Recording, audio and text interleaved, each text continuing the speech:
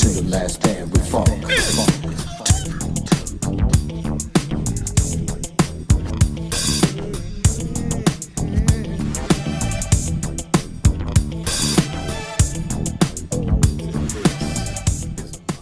Welcome to season 4 of Amari Purple Talk. I'm Richard Cole. In the house with me is Alex B.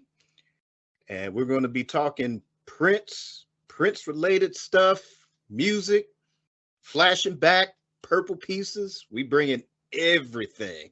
So Alex B, welcome to the show. Thank you. I appreciate that. Yeah, it's good to have you back, man. Brand new season, brand new approach.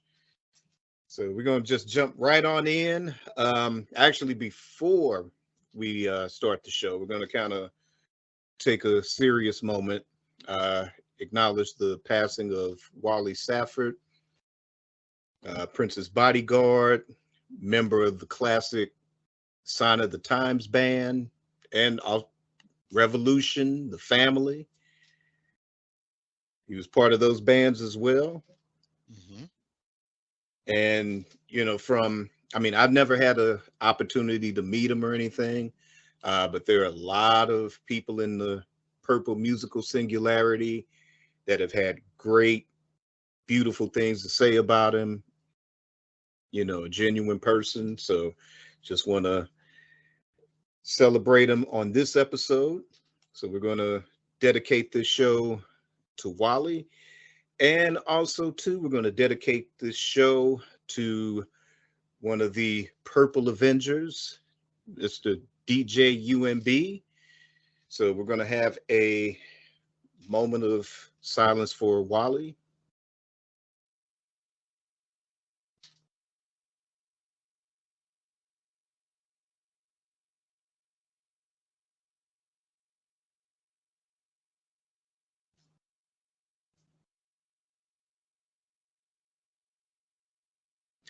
All right, so Wally Safford, rest in peace. Rest in peace, Wally. Yeah. So, like I say, my memories of like the parade era and the Sign of the Times band, of course, the Sign of the Times movie. Mm-hmm. Um, I enjoyed that kind of R&B review dynamic, and Wally, Greg Brooks, Jerome, or Cat later on. They brought some really great energy to that band. Yeah. Yeah, they brought like a different dynamic. It was so, even though it was opposite of what Prince was, you have Prince who, you know, for lack of a better term, let's say he's like the pretty boy. But then you have like, and not to say that Prince was not down to earth, but when you look at Wally and you look at Brooks and you look at Jerome, it was almost like, you can really almost kind of identify with those guys because you knew people who kind of looked like those guys. We Right. really didn't. I really didn't have any friends that really looked like Prince, but I had a lot of friends that looked like Wally, Brooks, and Jerome. So it was always kind of cool to see the whole interaction between them. They just seemed like they were really down to earth, and like you said, to reiterate what you said earlier. I mean, I've never met Wally either, but I remember hearing him on a podcast, and he seemed like he was a really down to earth type of person. He seemed like he was really cool. Yeah. Um, didn't seem like he had his head up in the clouds, so to speak. Uh, didn't seem like he was out of touch with reality. Uh, he was really cool. So it's uh, as you said before, I'm glad we kind of took that moment of silence for Wally, and I felt like he was a good. I felt like he was a good person, but once again, I've never met him, so I can only go by what I've seen in TV or read about him in print or what I heard on the podcast. So I was able to just kind of just feel like, as you said before, the energy that they brought was it was a different kind of energy, but it was a good energy. It was all able to kind of meld together. So that was one of the cool things um, about watching their antics in the Sign of the Time movie, because it didn't take away from the whole message of the movie, and that's one thing I liked. So Right. yeah, Right. Is it kind of reminds me now of Under the Cherry Moon, in that scene where Prince is like, yeah, I'm going to bring her down to our world. And I think Prince kind of took that concept where, because he flipped the revolution. It kind of went from being this, sort of self-contained band, kind of right, a la, Beatles or Fleetwood Mac or this or that, and turned it into a straight up R&B review.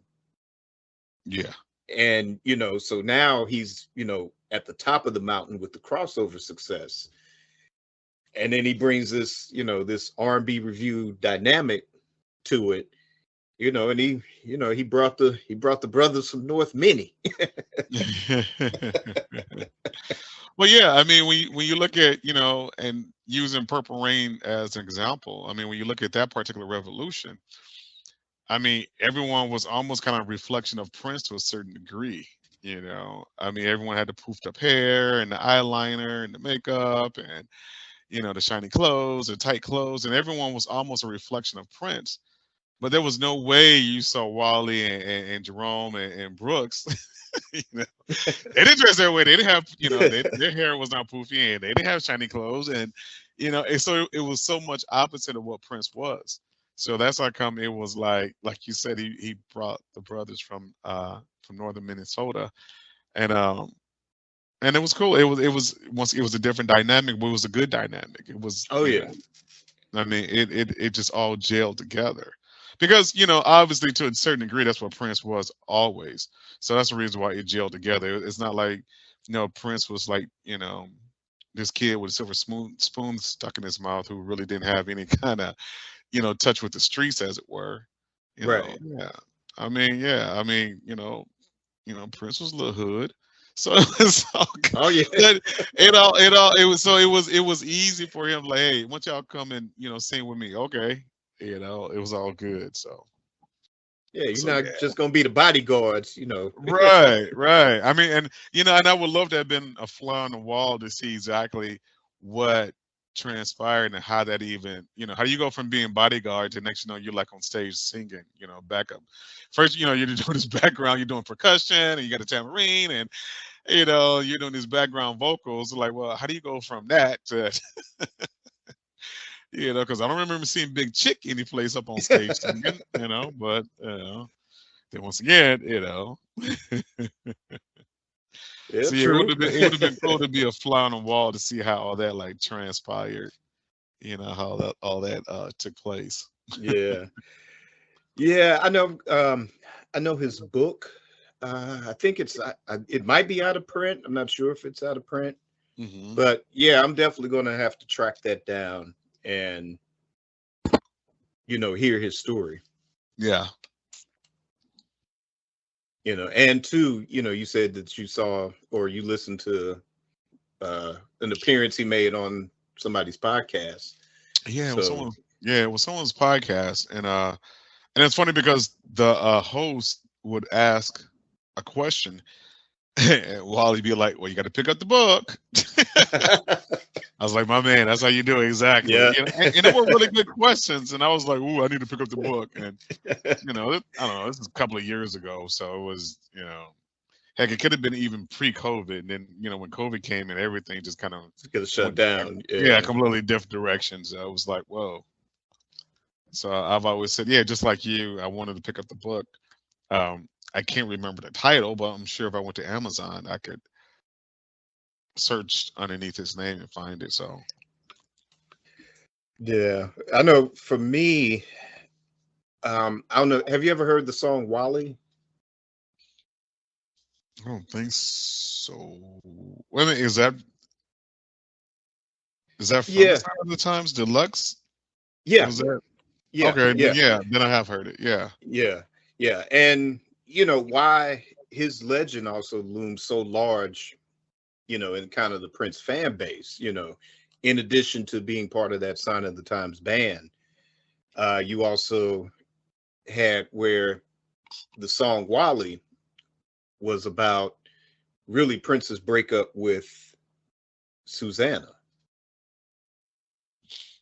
And I guess he was confiding into Wally, and during, those talks that turned into a song. And it was like one of the most personal songs he ever did. In fact, it was so personal, he erased it, like the original version of it. And then Oh, he, yeah, re-recorded it, which is the version that you hear on the Side of the Times Deluxe. okay. Yeah, and he may have been present uh when the he made that decision to cancel the Black album Hmm. Interesting. too. Yeah, I mean, there's so many stories, but I think that was one of them in regards Hmm. to the Black album. Oh, okay. But yeah, like I said, definitely check out his book, and definitely check out his story. And that's the thing, to where we have to start checking people out while they're here. Right. Exactly. Yeah, Wow. yeah. Rest in So peace, again, Wally. yes, rest in peace. All right, so we're going to go on with our main topic today.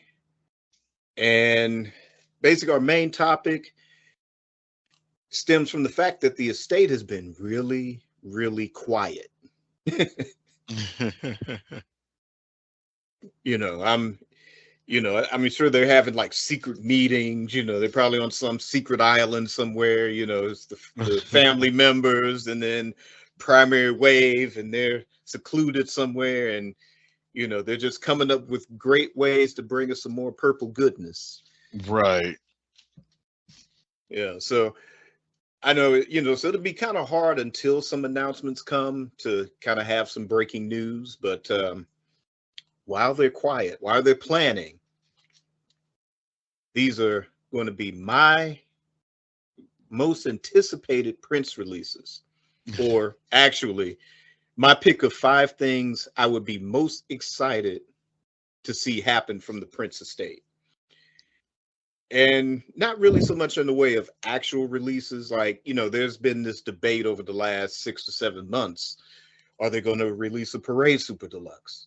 Are they going to release a Diamonds and Pearls Super Deluxe? To the point that I'm kind of exhausted with both of them.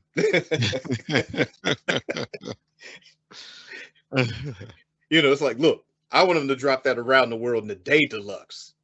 Right. I hear you. Nothing else. No, just kidding. But yeah, but these are kind of just a few ideas, no particular order. Yeah. All right, so I'm going to start with number 1, a separate archive label for non-commercial studio vault tracks, live albums from the vault, and include some fan-made recordings sold as physical media. Oh, some fan-made recordings. Interesting. Yeah, because now the Hendrix estate, they've got this subsidiary called Dagger Records, and that's all it is. It's just like vault stuff. It's like demos, some live recordings, but they're not like the best made recordings. Hmm. And some of them, they've bought recordings from fans. Like, I think there's one Jimi Hendrix live at Clark University. I think that was a total fan recording. So it's like it's one of those where it doesn't have the complete show because the guy that recorded it, ran out of tape in the middle, had to go back and put the second reel on.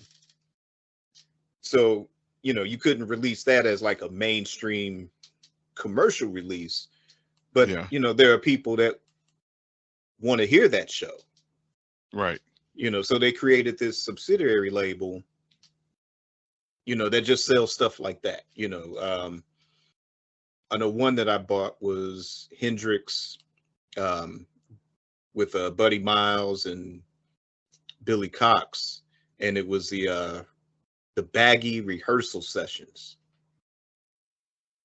So this was them trying to, gel together as a band before they did that Band of Gypsies project at the Fillmore. Oh, that would be cool. Oh yeah, it is. It's nice. It's nice. And and then there are other like Frank Zappa, although it's not a separate label, but even while he was alive, he had this thing called Beat the Boots, where he got tired of people bootlegging his stuff. So he find out, what the best-selling bootlegs were, and then he would just put them out himself, and it would be a, better quality recording, and he would go so far as to copy the bootlegger's artwork. I like that. Yeah.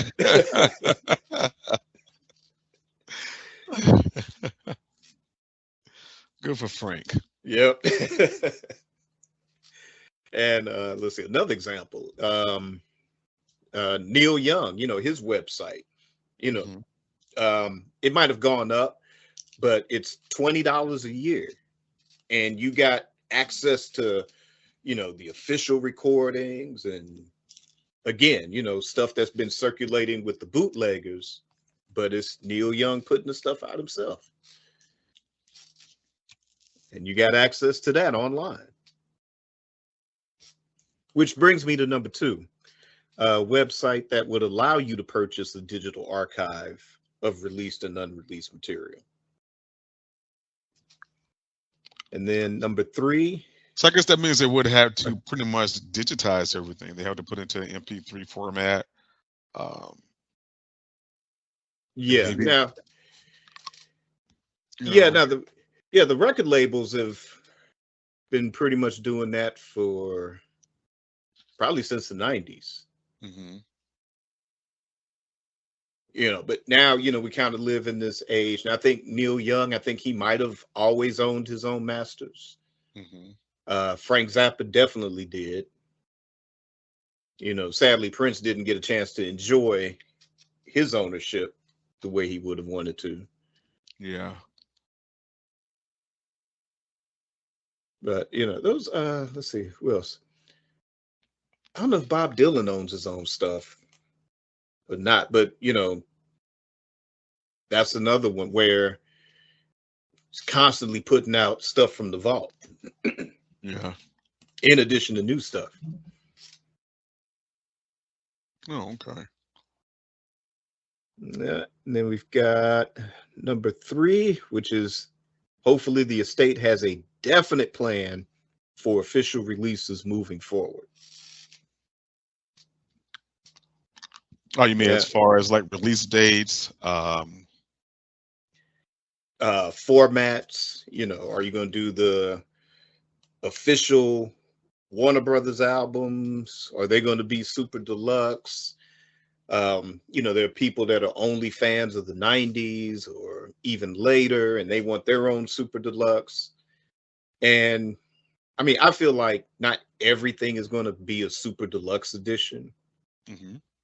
They might, the classic stuff probably will.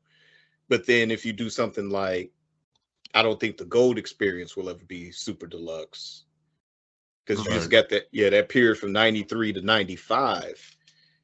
He had so much product, in circulation, Yep. that you just have to do that as like one big box set on its own, and just say, whatever they are, sessions 93 to 95, and do that.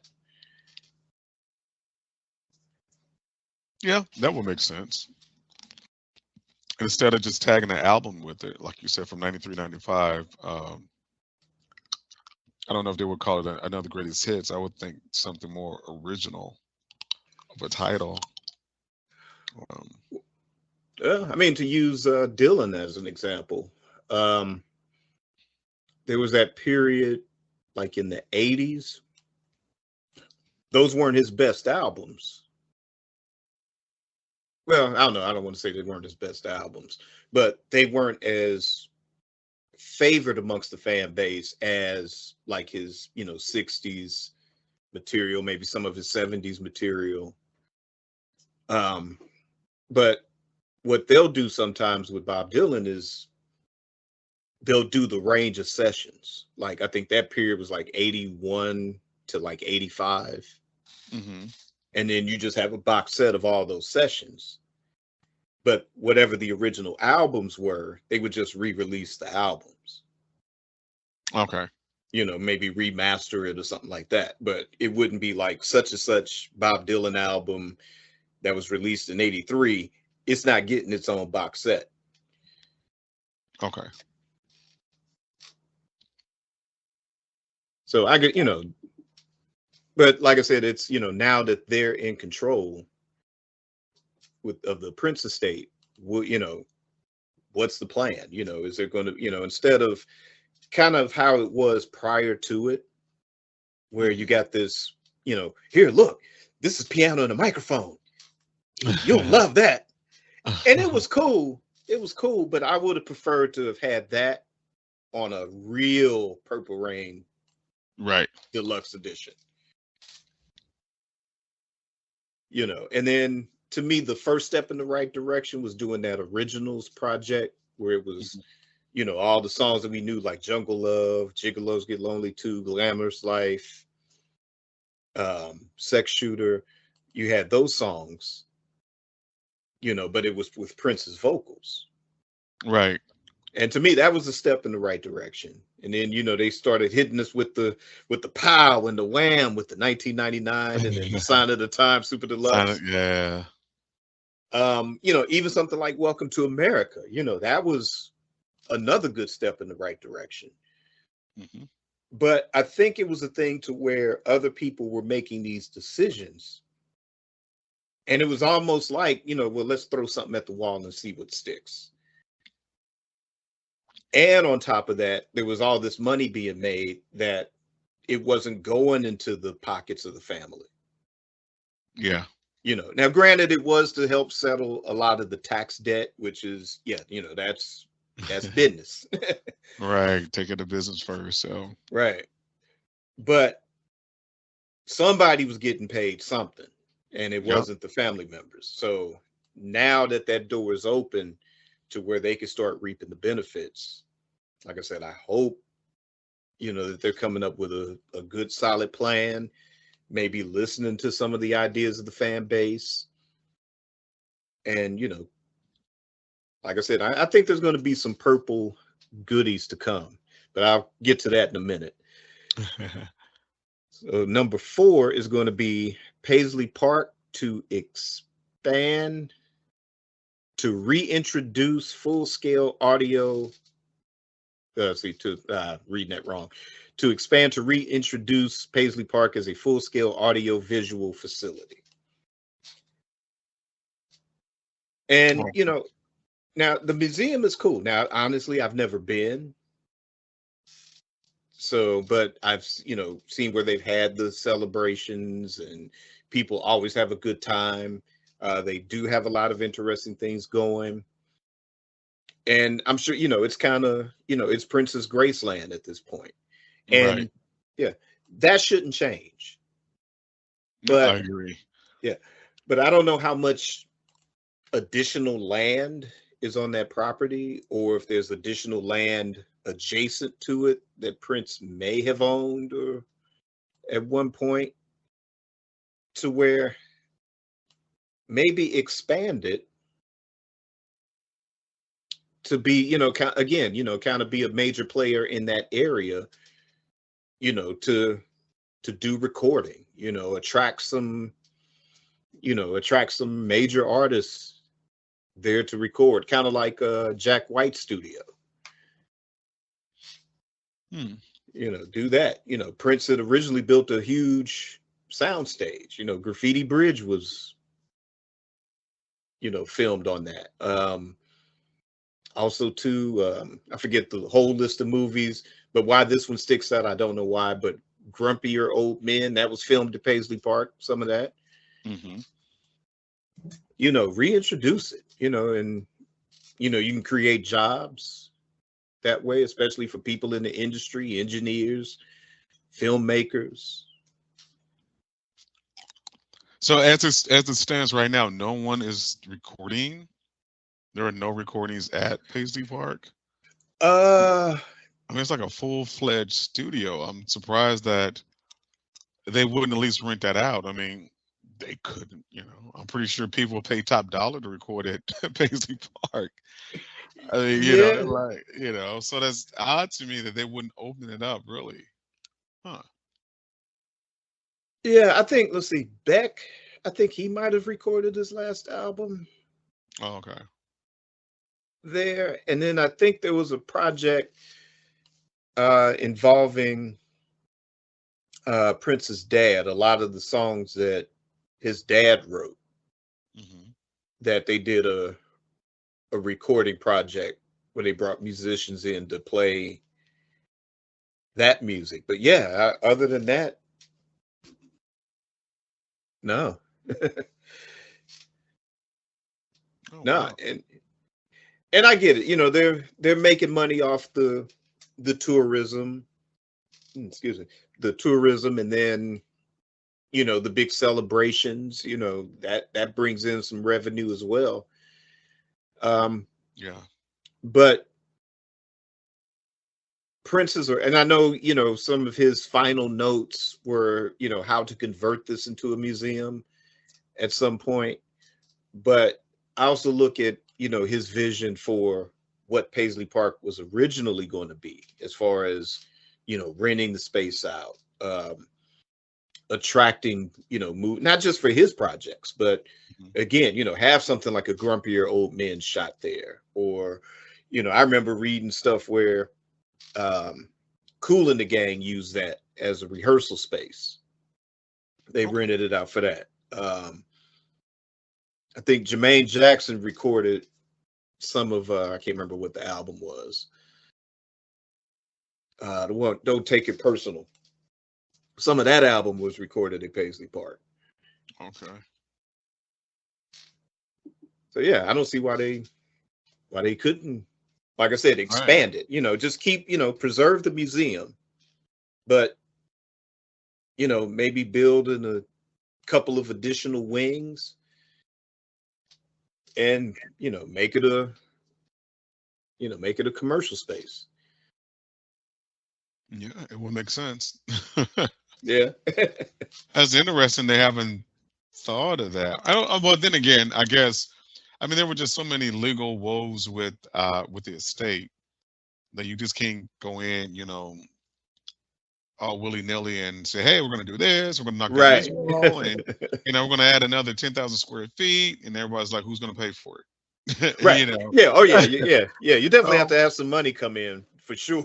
right, so I trust a lot. So I guess with them just kind of hammering out the details for um, for the estate. I guess it's. I mean, granted, Prince passed when in 2016. So I'm looking at yeah, I guess with all the legal stuff. I mean, yeah, because Yeah. I mean, because and when you really think about it, I bet there was so much other stuff that was never really brought to the public because you had people coming forward and say, hey, Prince is my daddy. My mama told me that, and they hooked up one night in Kansas City. So I mean, you got that kind of stuff going on, and I mean, it's just, I mean, yeah, and a lot of this, is not privy to the public. So I guess we're saying, oh yeah, it shouldn't take 6 years, but there's so much going on that we really just don't know. So. Yeah. Yeah. And So yeah, it took some time to sort out, and it did get sorted out. right. But like I said, these are just some of my ideas. Um, Nothing official from the estate. I don't have the estate on speed dial. What? You don't? What kind of show is this?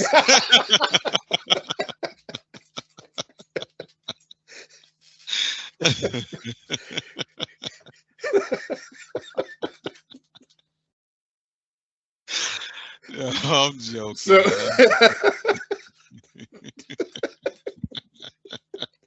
so now we're going to move on to the fifth and final. Right. Sorry about that. It's all good. It's gonna be like the Arsenio Hall, Eddie Murphy get-togethers on the Arsenio Hall show. From here on out, the show will be nothing but laughter. Right. Talking about ad libs and winging it.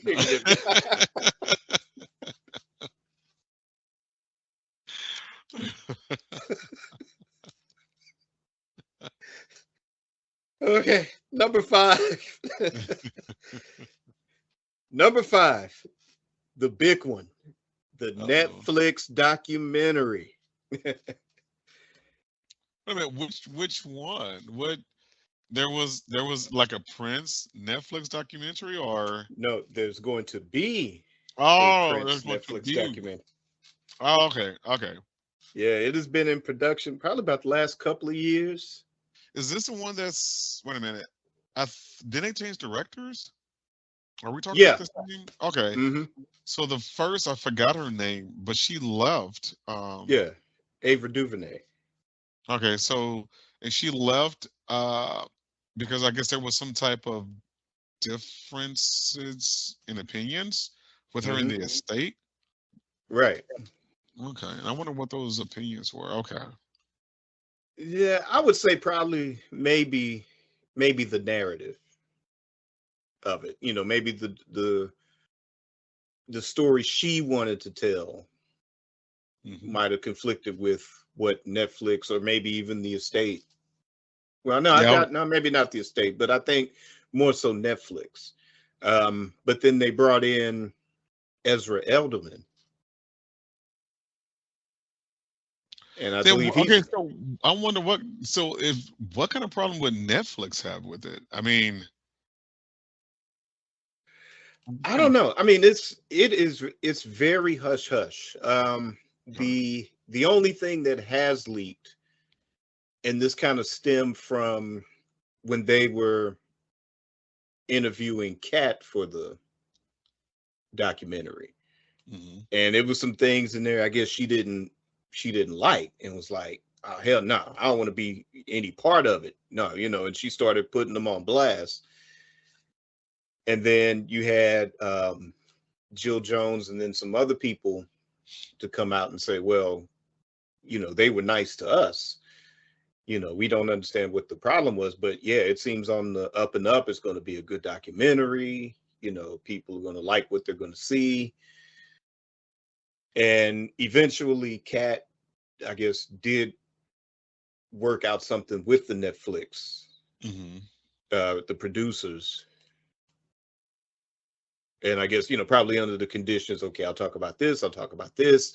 I'm not going to talk about that. But so long as you don't cross that line. Mhm. So that's been the only thing that's leaked about it. Yeah. Um, Alan Leeds, I know he teased that it's really going to be good. Mhm.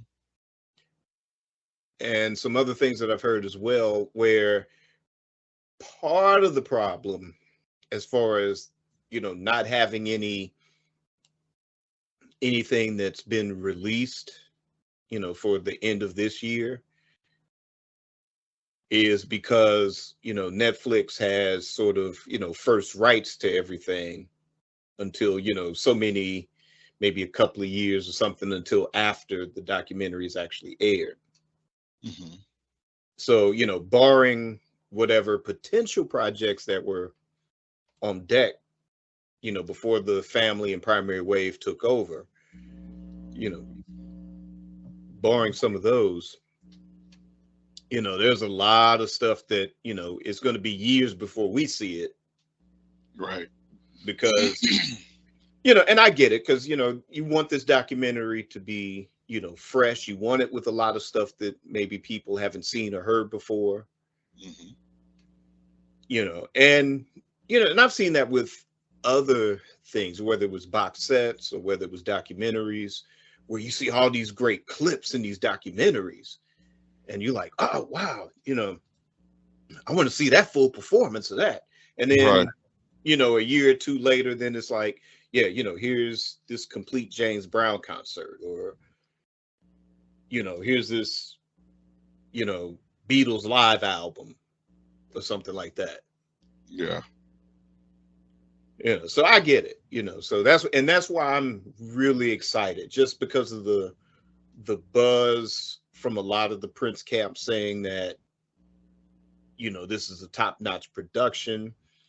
And plus I've seen Ezra Edelman's work too. I've seen, OJ Made in America. I've seen some of the 30 for 30 stuff he's done for ESPN. So I mean, the guy knows what he's doing Okay, for cool. sure.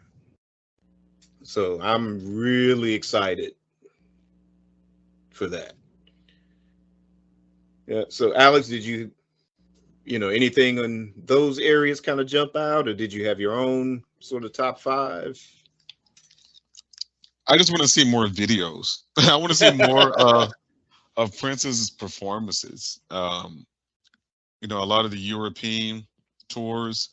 Uh, I would love to see more uh, back during the days of Love Sexy, and um, I think I've seen a lot of the Purple Rain stuff, but I would love to see a lot of the Love Sexy tours. Um, I would say the Sign of the Times movie for me was that was just like it. Even if I saw like a tour of Sign of the Times, it wouldn't compare to the movie for me, because everything that for me, that movie just has it was such a high bar. You really set the bar high for that. So, but Love Sexy, I would love to see uh any of those tour highlights. Um, with some of the Diamonds and Pearls. So I would love to see more concert performances, and whether they want to do, well, I guess right now, because DVDs are pretty much a thing of the past, so it had to be some type of streaming. So I don't know if Now, Netflix wait a is doing minute. that. Get off my show. No, I'm just kidding.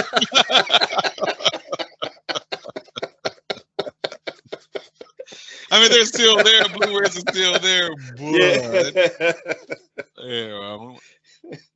not as popular as Nah, they used to be. this fan base, they about their physical media for sure. But They may do everything else digital, but no, when it comes to Prince, no, it's like I want the CD, I want the vinyl, I want the Blu-ray, I want the Betamax, I want the VHS. Right, with the laser disc.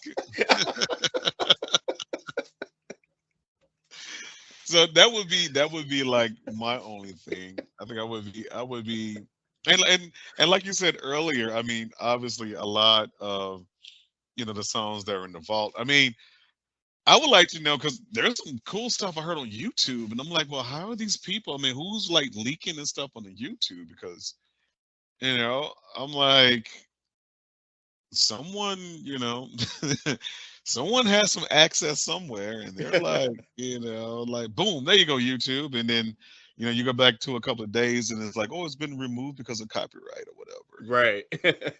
I'm But like, back in the day, it was Prince himself sending them cease and desist. right, right. So now we know it's that state, like, hey, we're trying to monetize this. Speaking of what, yeah, we'll get to that in just a moment. But yeah, so anything else that you were looking forward to, or? I would say that would be it for me. I mean, a lot of the vault material. I would love to hear what that sounds like. A lot of the demos. Um, it's cool. The demos I really would love to hear. Maybe Prince yelling out chord changes, and he says, "Hey, not so much hi hat. Just give me more bass." And you're like, doom, doom, you're like, oh Yeah. wow. You just kind of see his genius at work, and it would be nice to. I don't know if anyone was, had a camera going on back in those days where you can actually videotape that. That's something I would just love to see. And maybe it's in a documentary. I don't know. I mean, everything's so tight-lipped. You just don't know what's going on and what they have. So, Right. Yeah, they've been given full access to the vault. oh, okay, cool. Yeah, so like I say, hopefully with some of that rehearsal footage and like you say, the lot of live stuff. Oh yeah, I would love to see Yeah, a lot of live stuff. yeah. And I Any would, I even would, I would even love to even see like some of the backstage antics and just, just to see that kind of dynamic between the members. I mean, although we would like to know that everything, was peachy keen, but obviously, I'm pretty sure sometimes it wasn't peachy keen, and that kind of shows you, quote unquote, I guess the human side of things. right. You know, um, and maybe that's one of the things that maybe Kat was like, well, hey, I don't want to talk about this or that. But I think sometimes it's kind of, you know, um, good to kind of show, you know, okay, at one point this person was down, but they were able to pull themselves back up. It's amazing now the people that I know, they know that I'm a very positive person. And it's like, well, we could never imagine you being negative and low. And I said, well, yeah, there were times when I was negative and low. I mean, granted, there wasn't a camera following me around 24/7, so no one really saw that. But um, it's one of those kind of things where, like, yeah, I was at this point, but now I'm at this point. And um, because we've heard some, heard some of the horror stories about Prince from some of the artists that he worked with. But then you also hear the good stuff also. And and that's anyone's human nature. I mean, I'm pretty sure right now there's people who may not have good things to say about you, and people may not have good things to say about me. But then there'll be some people who would have good things to say about you, and there'll be people who would have to say some Mm, good things about me. So it's one of those things where you got to kind of just show both sides. If a person goes like, "Oh my God, he was just a jerk," and da da da da da da, and and okay, show that. But if someone, but also show, I think but once again, I guess it depends on the production and the narrative that the director was trying to portray. I mean, granted, if they're trying to portray Prince as a bad person, then they're just, that's not fair to show all the negative publicity and the negative opinions. I mean, right. that's so easy to find. I mean, heck, you got people who don't even like themselves, so we can't expect them to like us too. I mean, this person doesn't even like them. This person doesn't even like themselves. So you really think they're going to speak highly of somebody else? Like, no, you know. So, uh, but I would love to see a lot of the backstage antics and, you know, mugging at the camera, and just having fun. It's like, hey, enjoying life and show that maybe they are nervous. Did Prince ever get nervous? Show that, hey, he's like, oh shit, can I do this? I mean, maybe show the other musicians. I would love to see the whole. I would even love to see the whole band. Everybody. Show some of the insecurities to a certain degree. I mean, I still allow some type of privacy, but some insecurities. Can I play this bass line as good as Prince played it in the studio? That's one of my biggest fears. And it's like, and maybe they show later on that, wow, Levi went out there and just, he put his foot in that bass line and Yeah. boom, and you're like, and then, it's like, yeah, a really feel good movie instead of making it, all about sunshines and rainbows. Let's, let's show, a balance of, as we would say, the good and the bad. But me being very positive, let's lean it towards. I want to still lean it towards a positive slant. So after you finish watching this documentary, that you really feel good, that you have newfound respect for Prince, and you're like, wow, you know, he really is a little bit more down to earth than what I thought he was. Because now, I mean, a lot of people, we all kind of tend to kind of put them way out there, and there's no way this person could relate to me. But then you listen to a person's insecurities, you're like, wow, maybe this person can relate to me. This person does know what it feels like to be nervous, or not to feel like, what it feels like to be not accepted by your peers, or what it feels like to, maybe not be good enough, or you think you're not good enough. And so I don't know.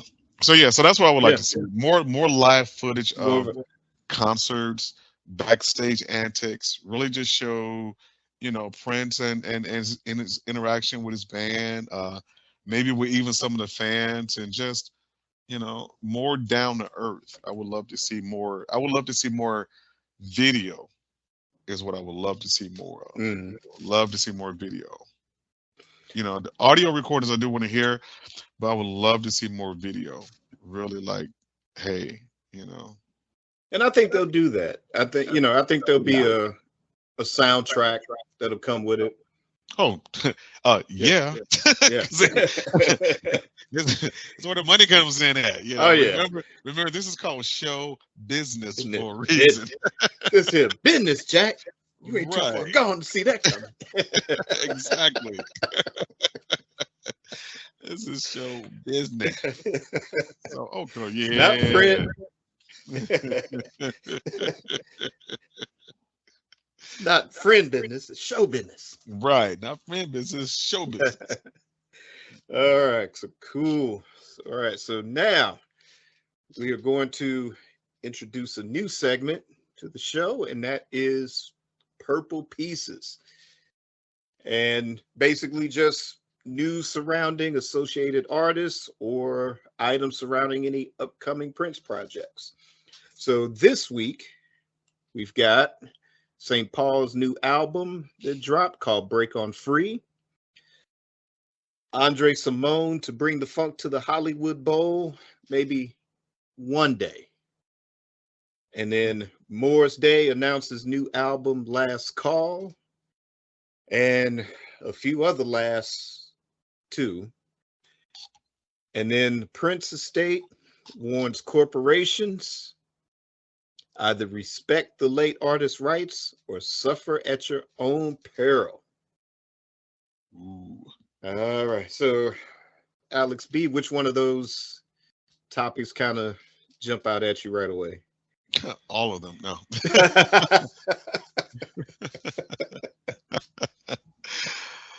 Well, I mean, I listened to St. Paul's album, and it was a really solid album. I like the title track, Break On Free. I really like that. I like that he had another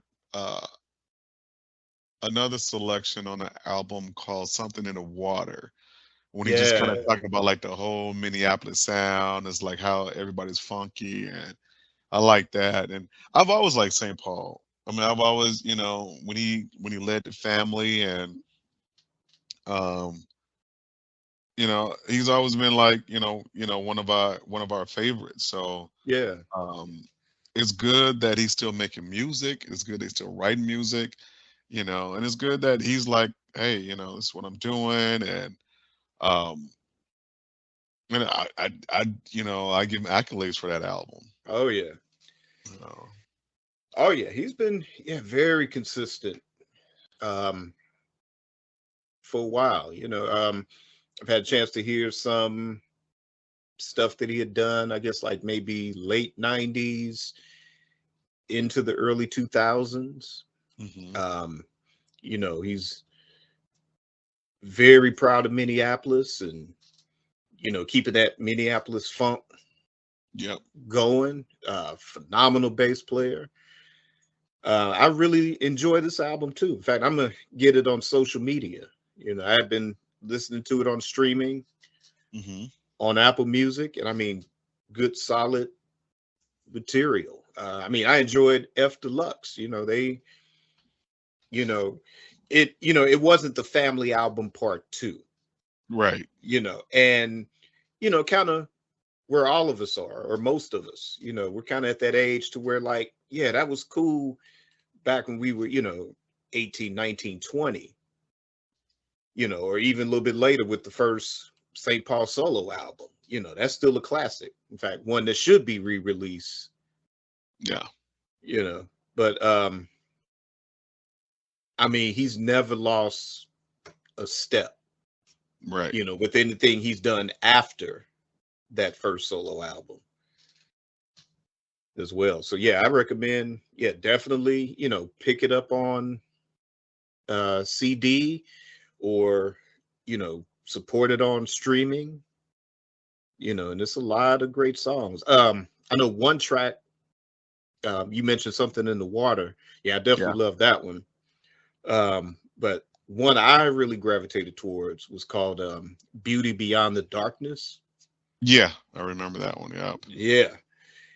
And I mean, you know, and St. Paul can do some ballads, but to me, this is like probably the best ballad he's ever done. Yeah,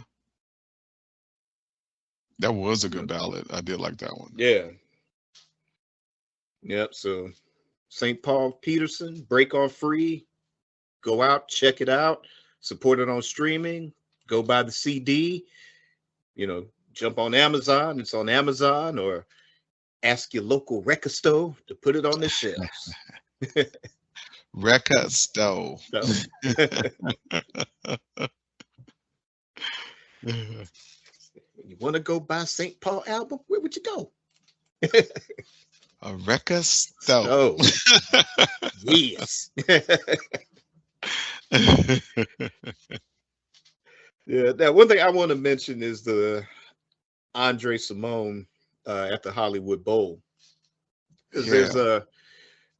there's a contest. It's called Opening Act, and Andre Simone was one of many contestants, and it was a thing to where you could go in every day and vote to get him placed. And I thought he had actually won the position, but I was mistaken. He only placed in fifth place, which is a bummer. You know, y'all need to have Andre Simone on your stage at the Hollywood Bowl. Just Right. saying. But in his Facebook post, he did mention that, you know, because of all the attention that was coming his way while competing for this spot, there are, I guess, some people connected with the Hollywood Bowl somehow, and that, you know, at some point he'll get a chance to play, you know, the Hollywood Bowl. Okay. Yeah. So, you know, definitely shout out to Andre, you know, one of the pioneers that was there from the beginning. You know, From the there's a lot of very beginning. Yeah. right.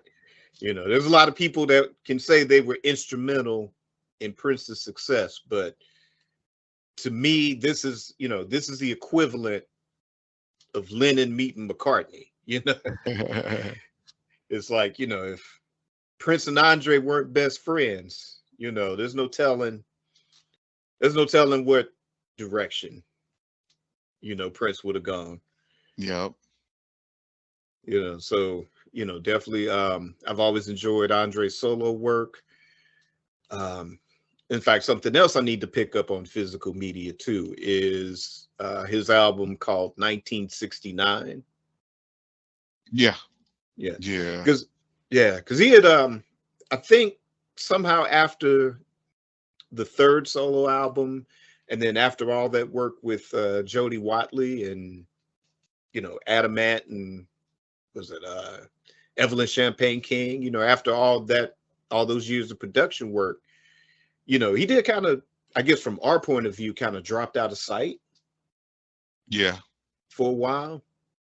And then he came back, I think 20,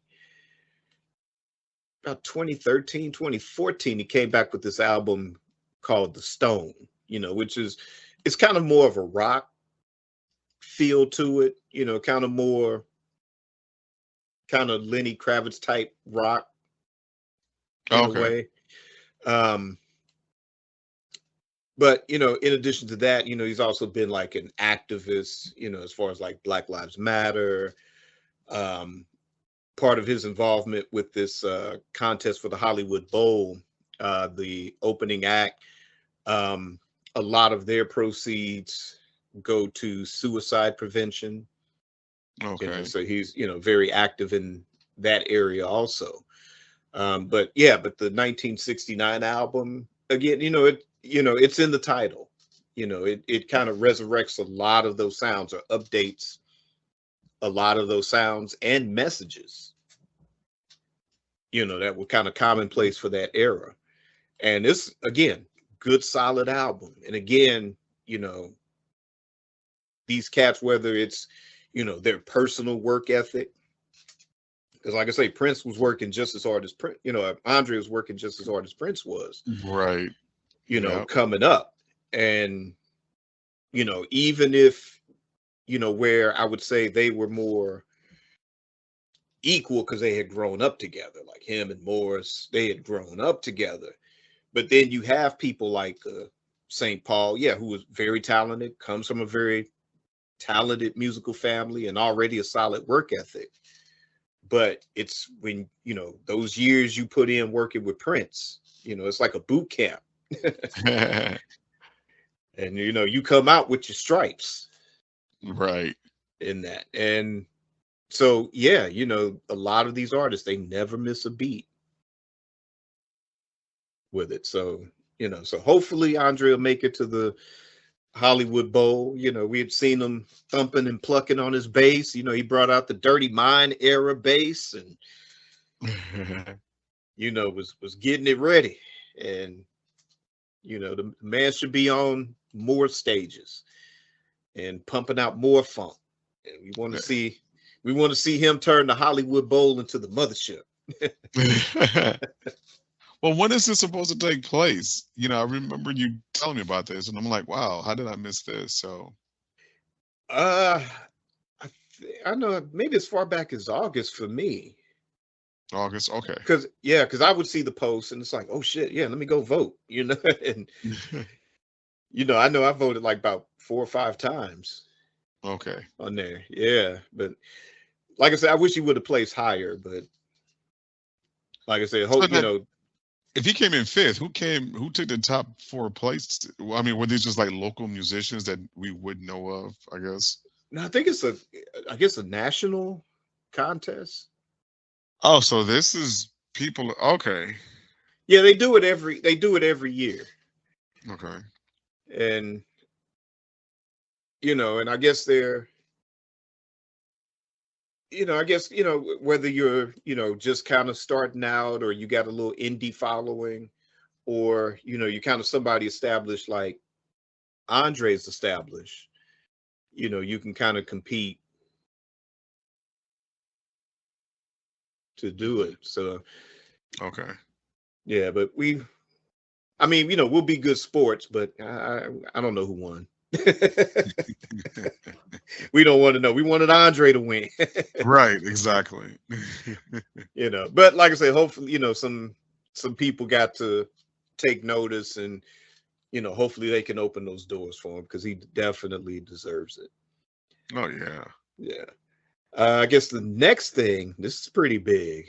So Morris Day announces, well, at first, when I was preparing for this episode a couple of weeks ago, it was Morris Day announces new album entitled Last Call. I was like, okay, cool. So we're gonna talk about him dropping a new album, you know, and then he's on his social media talking about this is the last album.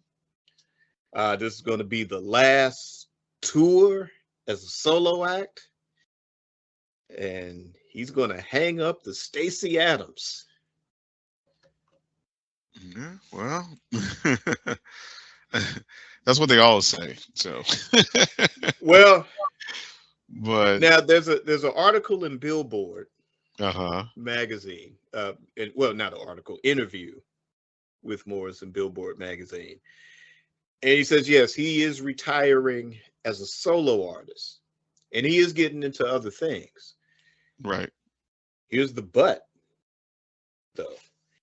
He says if the original seven want to get together and do something, I'll be down for that. Okay. So, you know, I know it's been a huge mess over the last, I don't know, almost year, 6 months to a year, Hmm. where the people running the Prince estate at the time, you know, barred him from having to use the name the time in any way, shape, or form. Yeah. So I'm going to speculate. I'm going to speculate that now that the remaining members of Prince's family and Primary Wave, I'm going to speculate that they are talking to Morris, or they've already talked to Morris and managed to work something out. And maybe that might involve getting the original members back together. You know, maybe to do one more album and then maybe do one more tour. You know, wink, wink, nudge, nudge. Right. Yeah. I wish I had millions right now myself. I'd be,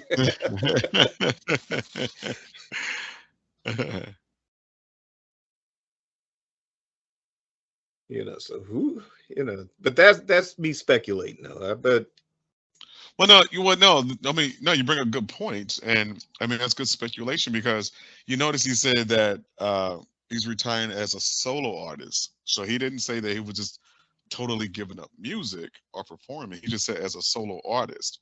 So I just wonder if if there was still some more backlash he was getting from the estate about using that name Morris Day.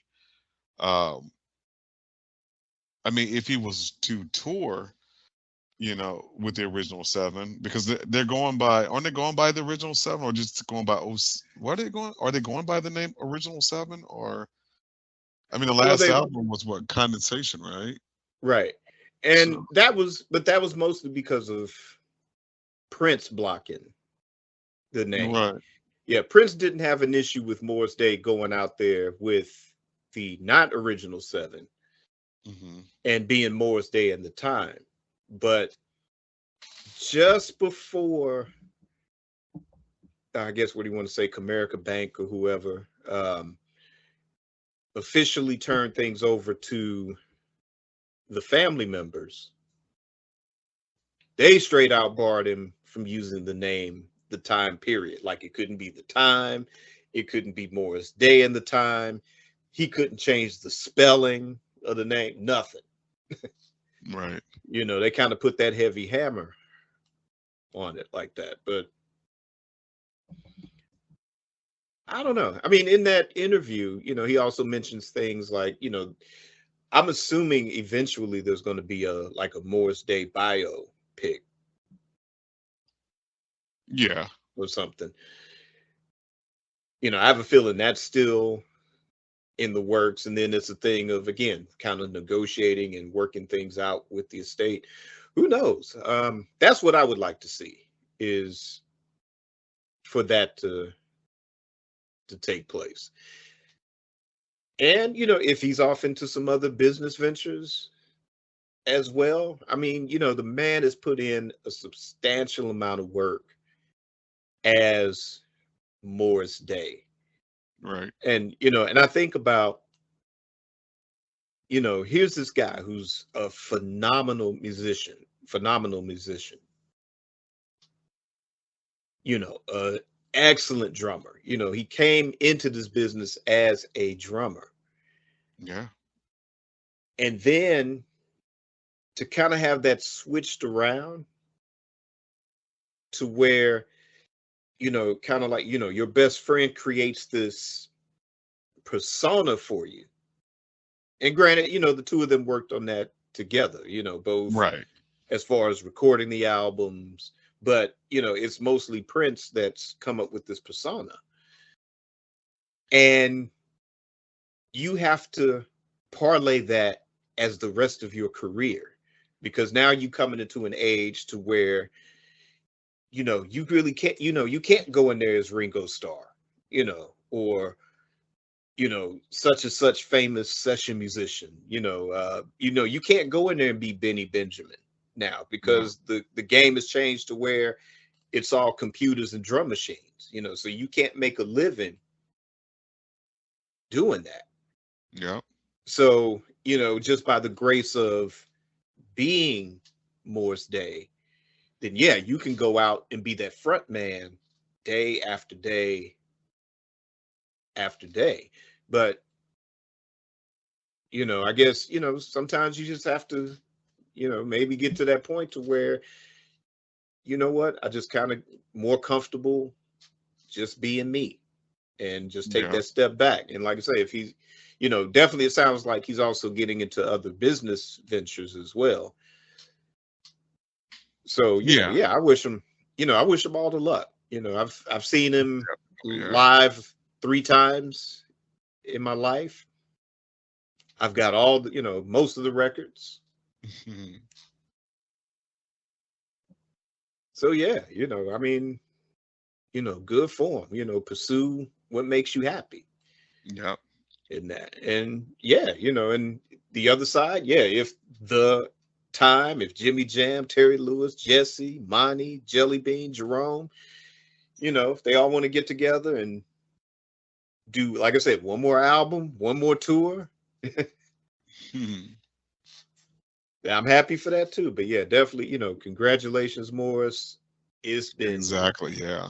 you know, solo artist, front man. It's been the best. And I'm glad to be alive in this generation No, to definitely. experience, Right. I mean, I was only 3 years old when Sly and the Family Stone was at its peak. 3, maybe 4. So, it's nice to have a band, come up, when we're teenagers And yep, and and still here, man. still here. Yes. So yeah, definitely a cause to celebrate. Yeah. I wish him nothing but the best. I mean, it's all love. Yes. Because, All right. like I guess I don't know if you do acting or I don't he could have some things in the works. So Oh that's yeah, good. yeah. There's a lot when you read that interview. There's a lot in between the lines for sure. Okay. Yeah, All and right, like I said, good. that was a big one. So yeah, but we'll report on it as we get the news, folks. All right, so now we're going to go to another new segment of the show, and that's the flashback. And this week's flashback is going to be Graffiti Bridge, the album, the movie. And the reason why I'm talking about both, because it's kind of in this episode is in this weird in between. It was too late for the anniversary of the album, and the movie dropped like November of 1990. Okay. So yeah, so it's in this weird place. But I guess you can't talk about one without talking about the other one. So Right. um, Graffiti Bridge, it was hyped as the sequel to Purple Rain. And, it brought the time into it. Not only did it bring the time, it brought the original time, which is what the Purple Rain movie didn't have. They had the time, Right. but it was only halftime or part time. But Graffiti Bridge had the full time, Right. and you had Jill Jones coming back, and you had George Clinton in the mix. You had Mavis Staples, Tevin Campbell. The I guess the kind of introduction of Ingrid Chavez. Yeah. Of course, we had heard the name from the Love Sexy album, but we had never. I don't think I've seen her until Until the Graffiti movie. Bridge. Yeah, Yeah. right. We didn't know what she looked like, or we didn't know what was she in the band, or was she the new girlfriend? Was she the muse? What was going on? But there was all this hype for the movie, and I know for me, because the album dropped so many months before the movie. I remember like that week, there was an issue of Rolling Stone, and it had a review of the Graffiti Bridge album, and it gave it like 4.5 stars. And I'm like, dang. And the way they Wow. talked about that album, I was like, okay, so midnight, and I think that was back when records used to drop on Tuesdays, but Monday night, midnight, I was at the record store because I wanted my copy of Graffiti Bridge. I remember buying the cassette to that. And yeah, I enjoyed that album. I mean, even with some of the, the guest spots, of course, the time was on it. Um, Release It, that was a very tight jam. But I mean, even with Can't Stop, and then New Power Generation from Prince. Then after release it, you get Question of You. It was just like, man, this album was Yeah. hitting. Then you had the official release of Joy and Repetition on it, Yeah. because I had heard that on bootleg for probably like the year and a half before Graffiti Bridge came out. And you know how it was with bootlegs and stuff. It was like, that low, terrible quality. You turned your Right. you turned your volume all the way up on your system and you still couldn't hear anything. And Right. you Yeah, I straining to remember. hear it, and it's like, oh, this is why didn't he put this out? Why wasn't this on Side of the Times? But yeah, I mean, it was an amazing album. And then here comes the movie. And I know there's people in the Purple Musical Singularity that love this movie.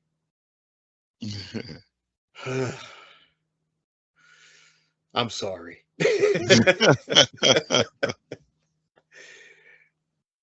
I'm sorry.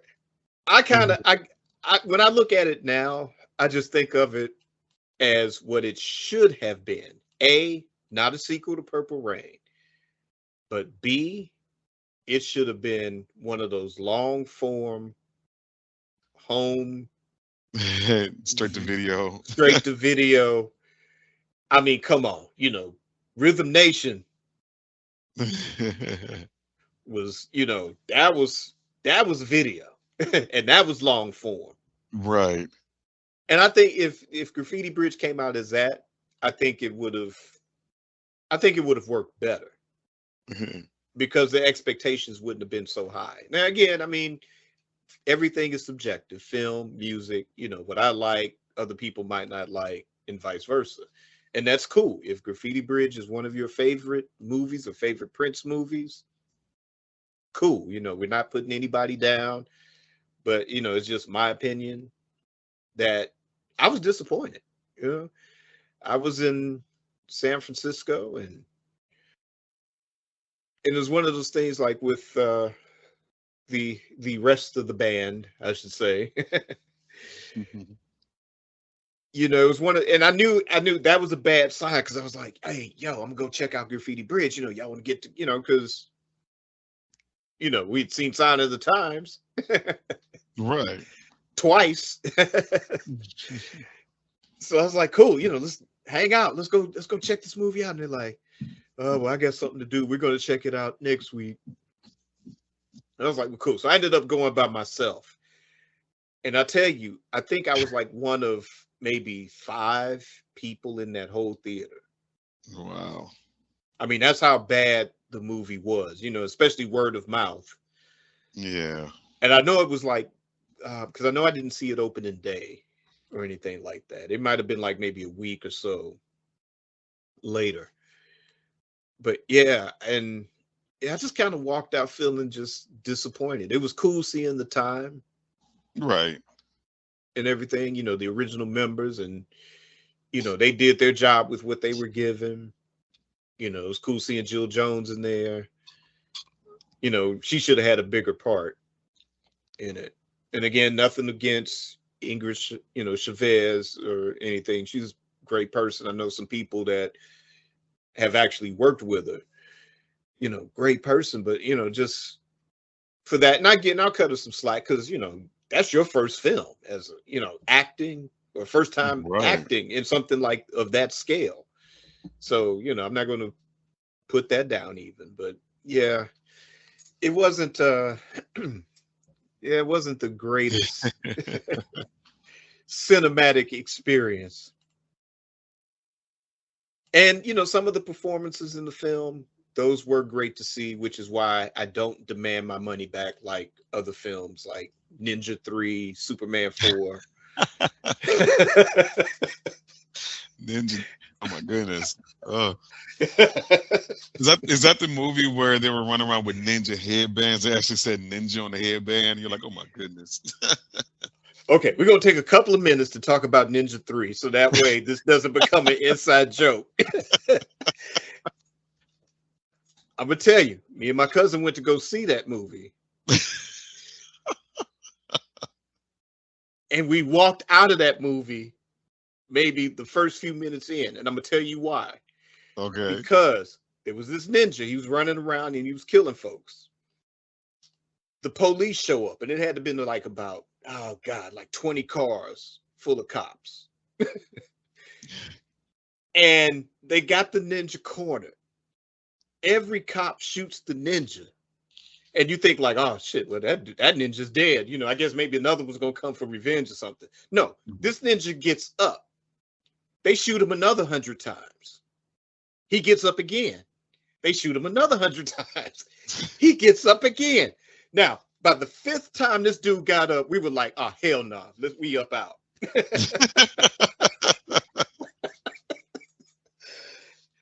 So I don't know how the movie ends. I don't know what the plot of the movie was, but that's how it started. And I still want my money back from that. Oh man. And Superman 4, I still want my money back from that. Bring me the woman or I will hurt people. Right. No, wait, the people. All right, so back to Graffiti Bridge. Yeah. So no, I don't want my money back from Graffiti Bridge. Yeah. Right.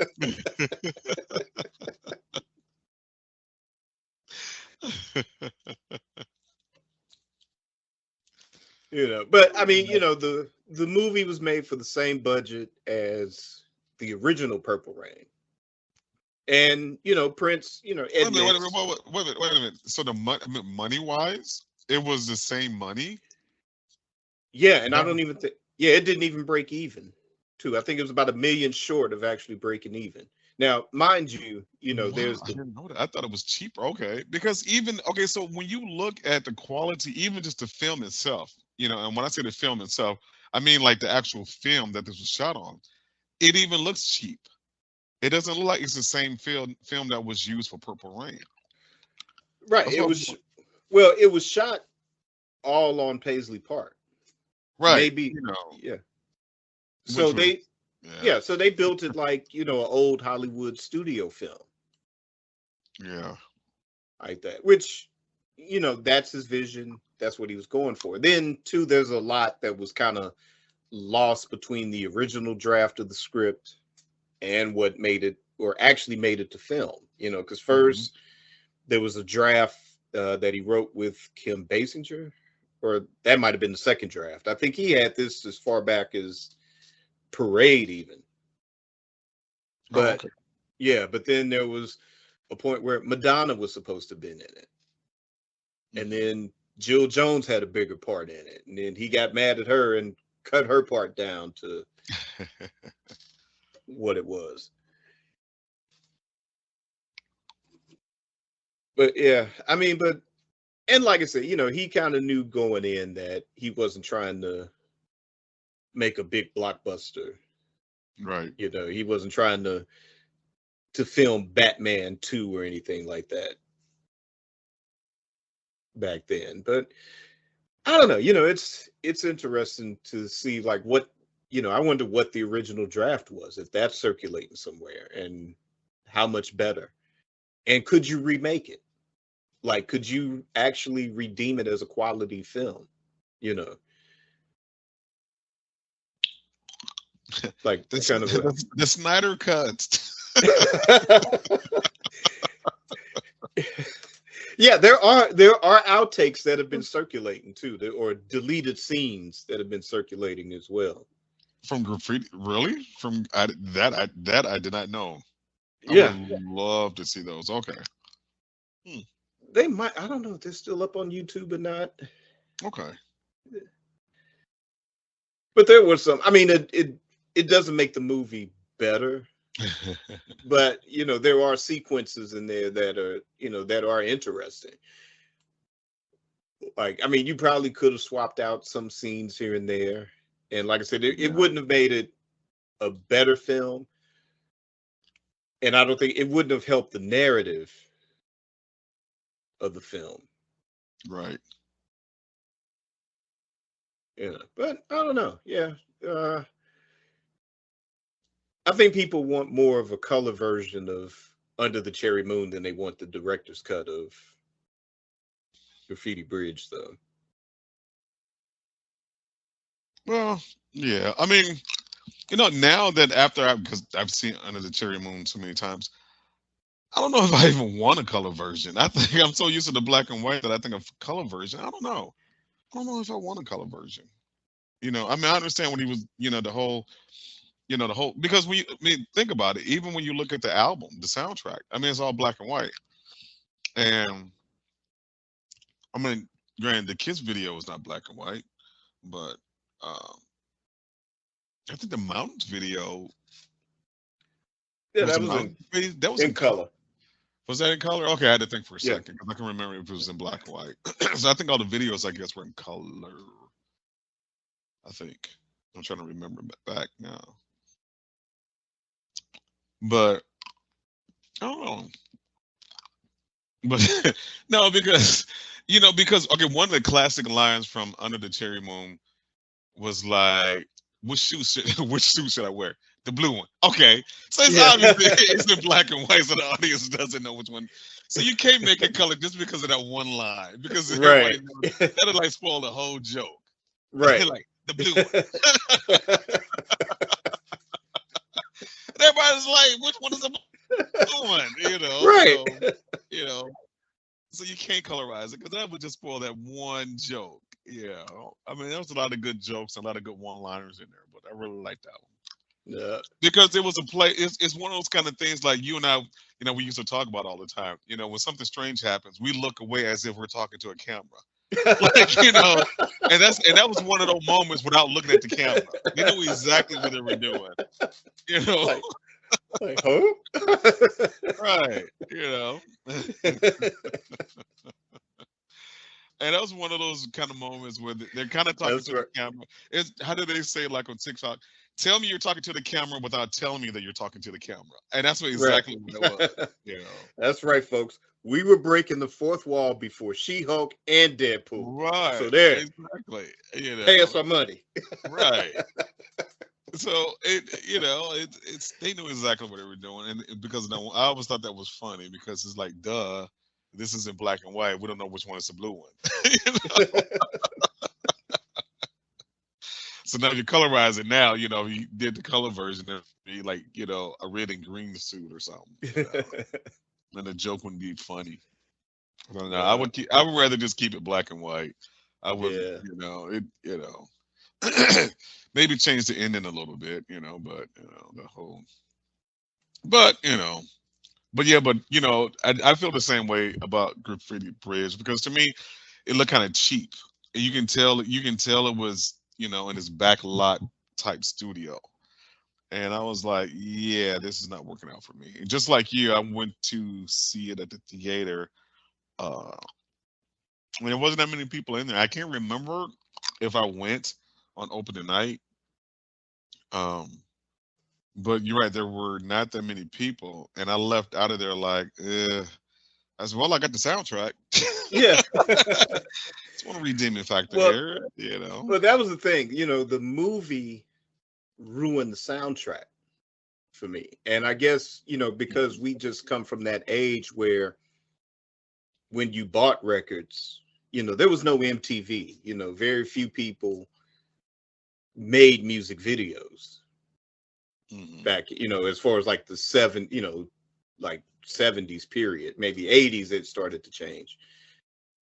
But just hearing that music without having the film influence what you're listening to, yeah, those songs were more alive to me when it was just listening to the cassette. Right. And so having seen, oh, well, this is the context in which this song is in the movie, or, this scene is what's taking place. Well, this is different than how I pictured what the song is about in my head. Yeah. So, yeah, so it really took me, all these decades now to think of Graffiti Bridge as a long form video and not like a major cinematic production. Yeah, You know, right. and And that's how I think, and that's like I think it had a different effect on me because I looked at like a long video. I didn't look at it. You look at Purple Rain, and I guess once again, Graffiti Bridge was supposed to be the sequel to Purple Rain. But in Purple Rain, I mean, you really had a dynamic cast of people. There were complex characters. You can see the strained relationship between Prince and his parents. Obviously, no one was really that deep in Graffiti Bridge. It was, it was very surface like. You really didn't get into the psychic of some of the main characters. I mean, I don't know if they want to say, well, hey, go look at Purple Rain to understand how Morris Day act. I mean, you really didn't really get into that. You really didn't get into the heart of the characters the way that Purple Rain got into it. So for me, mhm. it was like you said, it was like a long form video. And when I walked out of there, I felt like, oh, I just pretty much seen like an hour. What was it, an hour and 90 minutes? I think of video. And basically for the album. And for me, it was just a long form video, and I really didn't look at it. I mean, I had my hopes were up, but halfway through the movie, when I'm just looking at this awful, backlot set, and I'm like, this don't even seem real to me. It just doesn't. I can't get into this the way I got into like Purple Rain. Right. And of course, everyone would say, "Well, hey, yeah, there can never be another Purple Rain," and I think it's one of those situations. Even when they were making it, they didn't realize how big it was going to be, and and sometimes those are the best collaborations, if you will, when and I don't know what kind of mindset they had making Purple Rain, because I mean, not Purple Rain, when they make Graffiti Bridge, and they're like, hey, this could be as big as Purple Rain, because when they did Purple Rain, they had nothing to compare it to. It's like, we're doing this movie, we have these songs, and we're gonna make up this rivalry between your band and that band, and then your father's gonna try to shoot himself, and da da da, and Well, see, that's the thing. I think it was supposed to have been something else that he had been kicking around in his head, and I don't think it was a sequel to Purple Rain when okay, he first drafted it. Then you had where the original members of the time, they were talking about getting together anyway, and they wanted to kind of do a film or something. I remember there was one rumor where it was the time, and then Janet Jackson was going to be in a film at some point. But then I think somehow it just went back to just being the time. And then Prince heard it, and depending on who you talk to, it's like either Prince had the draft for Graffiti Bridge, and Warner Brothers said, no, you have to have the time in this movie, and it has to be a sequel to Purple Rain. right, I can see. Or, yeah, or the time was trying to get their movie put together, and Prince came in and said, well, hey, I'll do it. And then it ended up as Graffiti Bridge. Somebody has to do a documentary or something Right. on that, like the death of Superman Lives, what happened. And somebody has to do the death of Graffiti Bridge, what happened. Right. No, that On would be that. nice. Yeah. But I mean, it's still a part of Prince history. Like I said, there's a fan base that loves this movie, and I guess I can kind of see it too. Like, they love it the way people love something like Rocky Horror Picture Show. That has just its own audience. Well, yeah, and you use the example of Janet Jackson, Rhythm Nation. I mean, look at it like a long, like Thriller. Look at it like a Yeah, long form video. And when you look at it from that perspective, through that lens, you're like, you know what, this is actually pretty good. yeah. You're like, yeah, this is pretty good. I mean, one of my favorite songs is Weak and Funk, and I wish there would have been more of that in there. I think they only had a snippet of that, if I remember correctly. Well, I tell you, the Purple Rain Deluxe Edition. Oh well, yeah, I've heard that version. You've Yeah. heard that? Yeah, Oh yeah, yeah, yeah. that's The that's the original. the original version of Weekend Funk and Right. what word they used instead of funk. So yeah, Right. yeah, that was pretty good. Yeah. So yeah, so when I changed my perspective and I like, okay, so I looked at it just, like a long form video. It was Thriller to me. It was Rhythm Nation. This is Graffiti Bridge, and they just happened to release it in a major, as a major movie or whatever, or in major theaters. And when I looked at it like that, I was like, okay, this is not so bad, you know, because it really couldn't because I mean, you look at the Sign of the Times. We already know that that was basically, a concert movie, and Right. and you really don't get the chance to know the characters only just through the music, you know. Um, when we first heard, If I Was Your Girlfriend, it was like, oh man, Prince just flipped. Why would he do a song called If I Was Your Girlfriend? And then when you really listen to the lyrics, it's like, okay.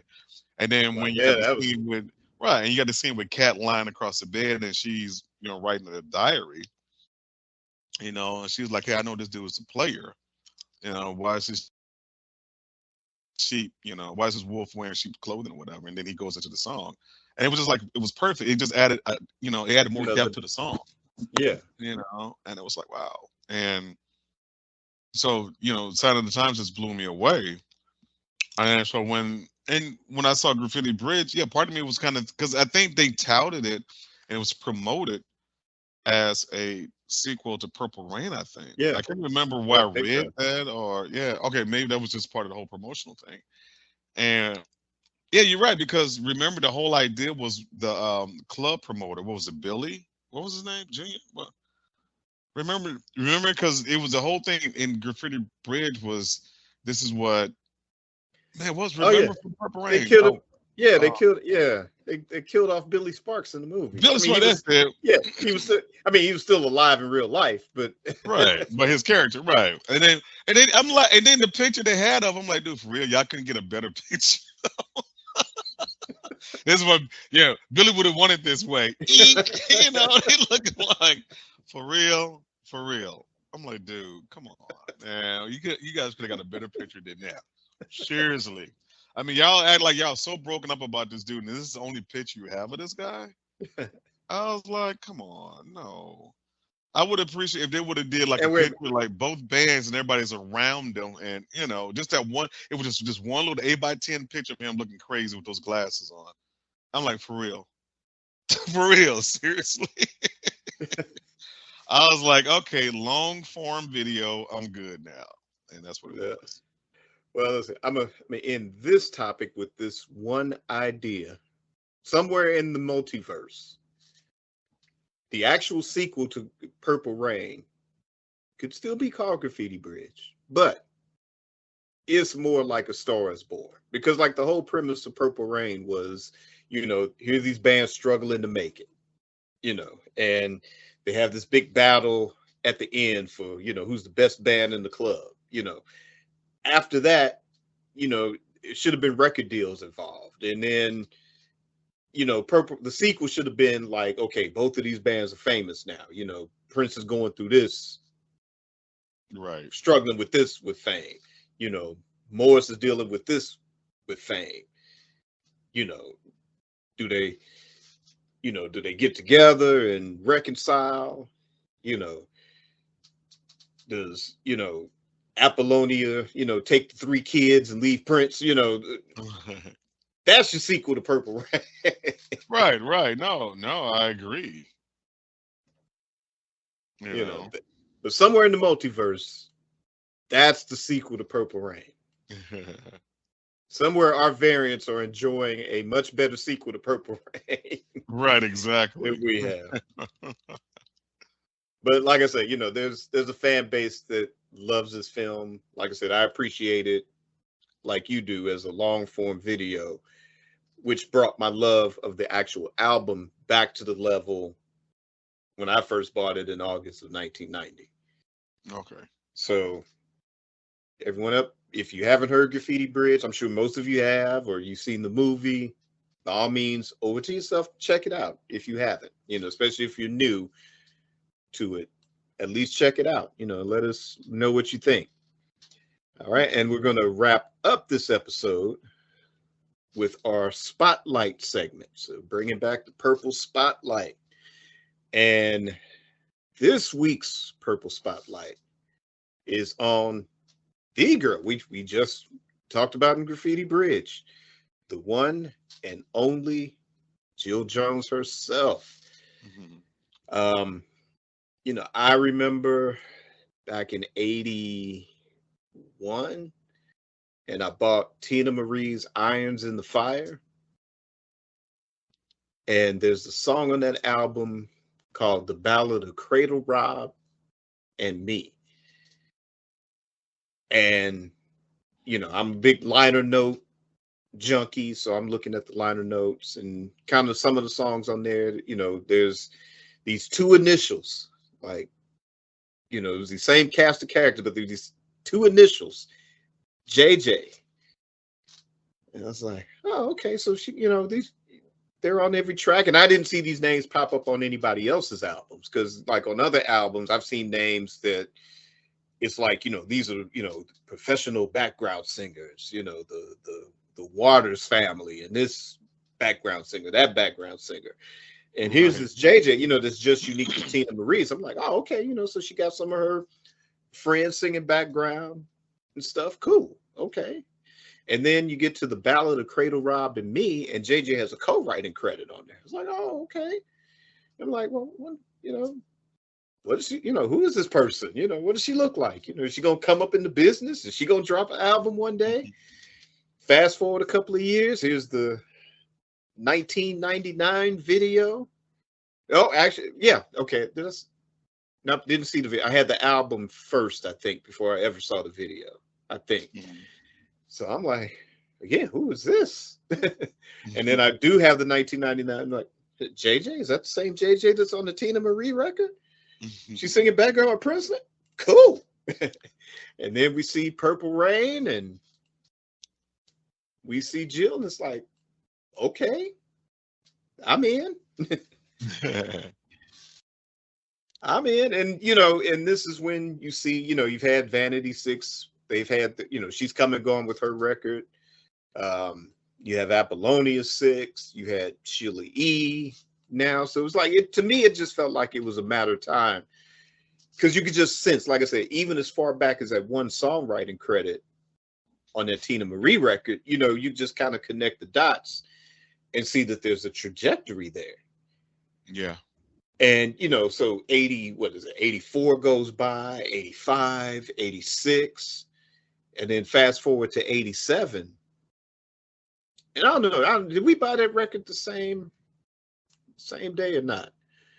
We could have. I remember buying the 45 to Baby You're a Trip, because I think the B-side was 77 Bleecker Street. Oh, Mia Boca was a single. Mia Boca. Okay. Oh, so 77 Bleecker Street must have been the next single, I think. That was the B-side. Because I didn't hear that till years later. What, 77 Bleecker Street? Right, because I just bought the B-side. What was the B-side to Baby You're a Trip? Oh, see, that I don't know. I thought it was. See, I always had the. See, I had the cassette. I had the cassette, and then years later got the CD. But it wasn't till it's probably like my last year living in California. And in the record store, they had the 12-inch single to Mia Boca. I was like, oh, there was a 12-inch single to that? Because you had all the other ones. Yeah. And I was like, so I didn't know there was one for Mia Boca. So I was like, well, cool. You made me a tape with the other ones on it. So I was like, well, cool. I'll just buy this 12-inch single. And that if the FBI is listening, I allegedly made you a tape. Allegedly? Wait. What? I do believe you bought wait, I gotta do my iced tea from the Freedom of Speech Watch What You Say album. Say, FBI warning, what a joke. Hit record on my dope remote.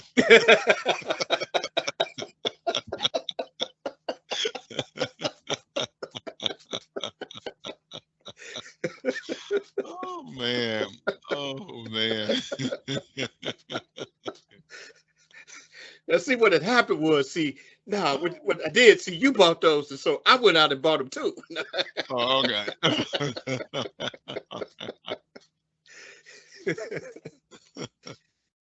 And then hit record on my dope remote.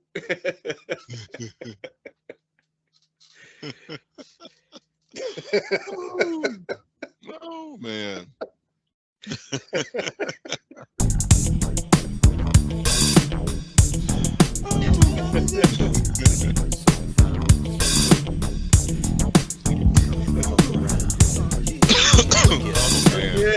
Yeah, but I had the cassette all that time. And, I mean, that 87 was just, we had, before that, it was the first Madhouse. The last beat to the last bass to the last stand with funk. Killer E's third album. And then Sign of the Times drops. And, like, Jill Jones, it came out of nowhere, because I don't think maybe outside of advertisement for Paisley Park in Billboard magazine, I didn't know she had anything out. It was like I knew something was coming at some point, but there was no announcement, no posters in the record store or anything. It was just like, just kind of going through and. Like it just magically appeared one day. And it was like, oh yeah, I gotta buy this. And I'm telling you, that album did not disappoint. No, we're talking about the first one, right? Yeah, well, she has the only one that's on Paisley Park. She's had albums. Let's see, 2000. Yeah, dude, I'm literally just looking up. She just released a single last year. Right. Yeah, which I mean, again, like I said, the level of consistency. When people are talented and good, it's like even if it takes them 20 years, they just never miss a beat. Right. With that, yeah, that song was amazing, because that one's kind of, to me, like I say, more of an homage to Tina Marie's ballads. That level, that song that she had. And then there was one she did in tribute to Prince, that's it's so emotional, it's hard to listen to, but I mean it's still a great song. And these are songs that should get way more attention than what they have been. But even before those two singles, she's had about maybe 2 or 3 albums that she's put out independently, on different or with different labels. Yeah. I think one album was called 2, and that was very good. It's different. It's not like the Minneapolis sound. It's more contemporary. It's more trying to find the word. It's more industrial type of sound, more of a dance club sound. Oh, the 2 album. Mm-hmm. Yeah, I'm looking at some of these album covers. She was very interesting here, Jill. All right. 2009. Yes, 2009. That's what I was trying to think, because I remember it was kind of the age of social media, and she was kind of the beginning of it. Yeah, and she was self-promoting it. And it was like, oh, okay, yeah, I'm gonna check it out, because, like I say, a lot of times, it's not like, people stop being interesting when Prince stops writing the songs. It's like, no, Prince didn't. Outside of that, I would say outside of maybe one act, which kind of snowballed into this thing of, and granted, yeah, he was involved with a lot of some of his proteges and stuff, but I would say the long and short of it, these are not weak people. You know, Right. they're strong, and they have talent, and she has a voice, an amazing voice, and those were good songs. And I think she had I know kind of you and I thought in the beginning that, the way the credits were always lined up, that either she was like the sole lyricist to a lot of those songs, Yeah. And we were just eating up because, I mean, like I say, Tina Marie was that good. In fact, in my head, every song Tina Marie did was about me. But, but like I said, but I mean, she is a good writer. Obviously, she co-wrote stuff with Tina Marie, Right. and some of those credits were Prince co-productions. And, I guess the image, because now that we know that it was like, oh, Prince was more involved in this area, whatever, it did kind of take some of the mystique out of it. Yeah. But still, at the end of the day, there's still great songs, and at the end of the day, she still sang the hell out of those songs as well. Right. Yeah. And that album stands the test of time, with a lot of people in the Prince singularity here, and it's one that deserves a reissue, needs to be remastered and reissued, and to where people can get it and not pay, several $100s for the vinyl or several $100s for the CD. Is that how much it's going for? In some circles, I think you could still find a decent copy of either one at a decent price. I know I still have the cassette. I lost my CD. I think I still have my CD, and I think I have the 45. So yeah, now the Mia Boca 12-inch I still have. I do have physical copies now of the other 12-inch singles, folks. But yeah, I mean, yeah, that hopefully if the estate listens to the show, and we know they do, they tune in every week. Right, they're like, we need guidance. What do we do? Amari Talk. What did Richard say this week? Write that down. Right. Okay, Super Deluxe Around the World in a Day. Yep, got it. Okay, that's what's coming out next, folks. And the Jill Jones Super Deluxe. And yeah, definitely that. Definitely. But yeah, it does deserve to be rediscovered. And, like I said, a lot of us, replace either our worn out copies or lost copies. Oh yeah. I mean, yeah, you're right, because all right, so as I'm trying to remember, so I guess 77 Bleecker Street must have been the B-side to Baby You're a Trip then. No, it was Mia Boca, because that's when I first heard it. Boca is the B-side to Baby You're a Trip. So then 77 Bleecker Street, okay, what's the B-side to Baby You're a Trip? Well, that I don't know. I didn't know there was a single. Yeah, there was a single to Baby You're a Trip. Well, hold on, wait a minute. Well, wait a minute. Well, no, wait a minute. No. I'm sorry. Baby You're a Trip is my favorite song from the album. I think I just created a single. What? Wait a minute. You're right. Wait a minute. You're right. Wait a minute. Hold on. So it's my favorite song on the album too, but I knew no. No, seriously, it's like one of my all-time favorite songs, period. I just love that song. So then what was the first single released from that album? It might have been Mia Boca, because there's a video to that one. Or was it 77 Bleecker Street, and then Mia Boca was the B-side to that? Because I can tell you exactly what I can tell you exactly. Now I got to go like digging through my crates in my collection. That 45 is a cover of her. It looked like she's like in some major city, and it's like in this chrome. That's that. Well, that's the album cover. That's the album. Yeah. But the single also looked similar to the album cover, but it was just, Well, see, my copy, it just came in regular, like a black sleeve. Okay, the cardboard sleeve. yeah, it's not gonna be tonight, but I'll look for it. But yeah, I think I've seen the actual cover to the 12-inch single or even the 45. But yeah, you're right. It is kind of the sort of the monochrome Yeah, color. yeah, you got like fuchsia and black, and then she's kind of like standing there with a smile on her face. And I think she's wearing like a skirt, but she has like I think pants on underneath the skirt and like some Right. boots. Which is but yeah, that single could have been the same or same cover shoot as the album cover.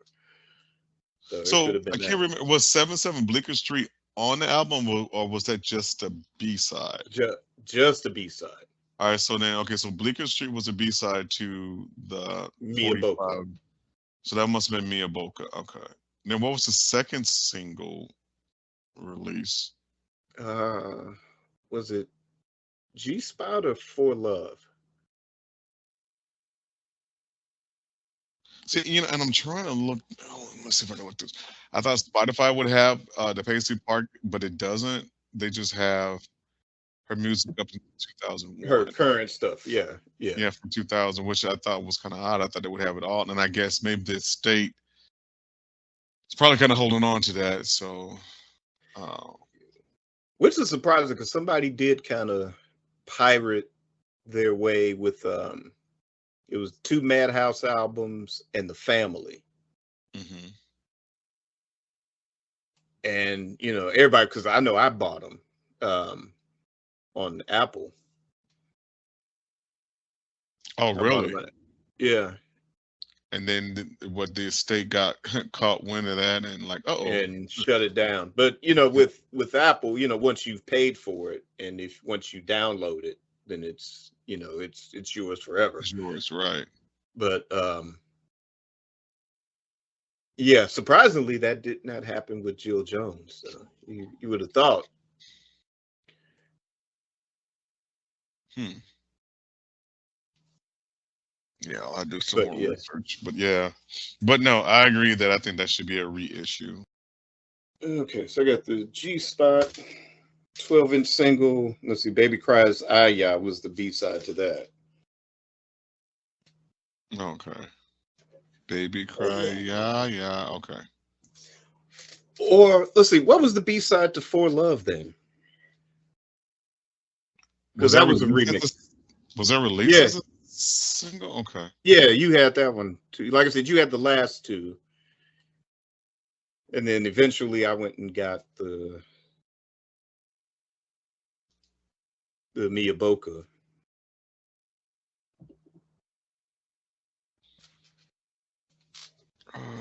I would have to search and see.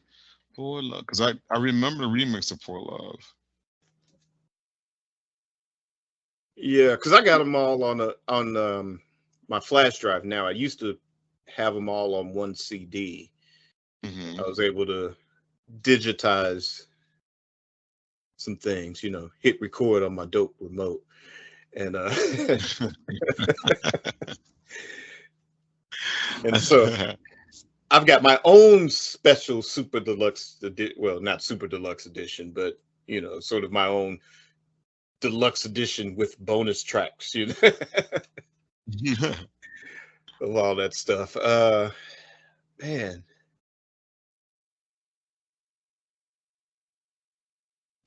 I'm drawing a blank now because 77 Bleecker Street is just as far as the B-sides, it's my ultimate favorite B-side. And I guess Baby Cries Aya would be number 2 as far as the B-sides on that one. And what was see, now we need your help, folks. So in the comments, remind us, or guess I'll be playing Jill Jones in the morning on my flash drive on my way to work. Let's see here. If I can, I'm going to just do some really quick research here. All right. Okay, here we go. All right, I just found it. Okay, cool. All right, so 12-inch singles, Mia Boca. So Mia Boca, you had the extended version, dub version, you had 77 Bleecker Street. So you're right about that. Second single, G-Spot. You had the extended version to G-Spot and Baby Cries, okay. Yep. For Love, you just had a 4-play remix and bonus beat. So it looked like there was not a B side to For Love. Okay. Yeah, it was sad that because I think some radio stations, well, at least in California anyway, were really trying to make that work. So I don't know who was working promotion at Paisley Park at that time, but at least for California or Northern California, they were really trying to make that like For Love. They were really trying to make that one work. Yeah. I mean, I like And For Love. I thought it was pretty cool. Um, uh, what were we talking about? yeah, so I would say, with Jill Jones' record, I think, because a lot of that, the initial recordings were in 84. And I think, had it been released in 84, 85, maybe kind of going into 86, I think it really would have taken off. But I think probably what really wrecked the momentum was, yeah, the way a lot of those sessions were kind of stop and start, Yeah. and, there's, documenting Dwayne Tudor's book. There's also, interviews with Jill Jones where, yeah, they would have this on again, off again thing. And that kind of dictated the flow of the sessions, So if, Prince wasn't mad at her and things was cool, then they start the sessions and then they have a fight, split apart, and then, she's in New York for 6 to 8 months to a year, and that might have had some. And then too, the landscape of music was changing. Hip hop was gaining a lot of momentum. New Jack Swing had come into play. Yeah.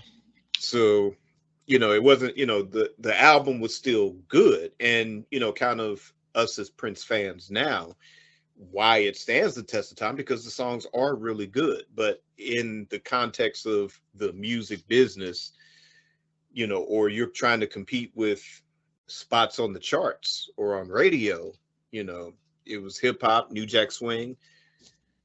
Those were,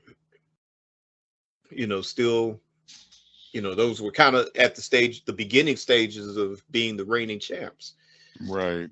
And then on the pop side, you kind of had pop, so, whatever Whitney Houston was doing, stuff like that. And then on the opposite extreme of pop, you had, hair metal. So, yeah, sometimes good albums get lost in that shuffle like that. But I think, it deserves a re-release, vinyl, CD, bonus tracks,